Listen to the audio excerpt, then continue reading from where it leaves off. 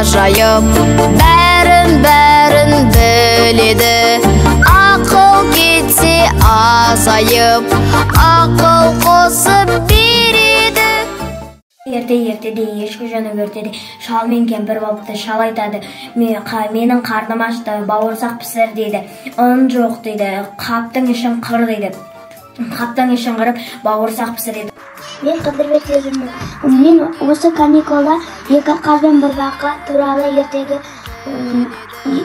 оқыдым. Ертеде бір бақа батпақта өмір сүріп, ол өзен жағасында отырды. Бір кезде жағаға қаздар ұшып келіп қонды.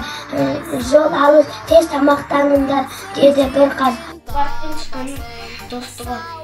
Ерте заманда бір жолбарыс қалың тоғайдың ішінде ұйықтап жатыр еді. Ішінен жорғалап бара жатқан бір тышқанды сезеді. Тышқан ұсталып қалады да. Бір күні ойнап жүрген Жамалға анасы анау тұрған ешкіні қайырып келші дейді. Жамал қайырғысы келмейді. Ертеде ешкі жонны өртеді. Мақтағыз бен мысық болыпты. Мақтағыз жинап жүріп, бір мүйіз тауып алады. Мүйізді мысығымен бөліскісі келеді. Мысығын бір-екі шақырады. Мысығым еркелші деп шақырады. Мысығы келмей қояды. Мақтағыз өзі мүйізін жеп қояды. Шын үйрек, баяғыда бір сүңгуір үйрек болыпты. Ол көлде жүзіп жүрген екі аққуды көре алмапты. Оларды неге атпайды? Олар бәрі жақсы көреді аққуалды. Ертеде бір қоян ауырып қапты. Қоян тоқылдаққа барды. Тоқылдақ, мен ауырып қалдым деді. Қоян айтады. Мен қажерін ауырып қалды деді.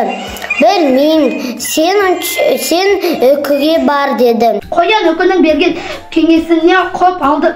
Сондықтан бұлар осы күнге дейін аман есен жүр. 3 айым. Ертеде 3 айы болыпты.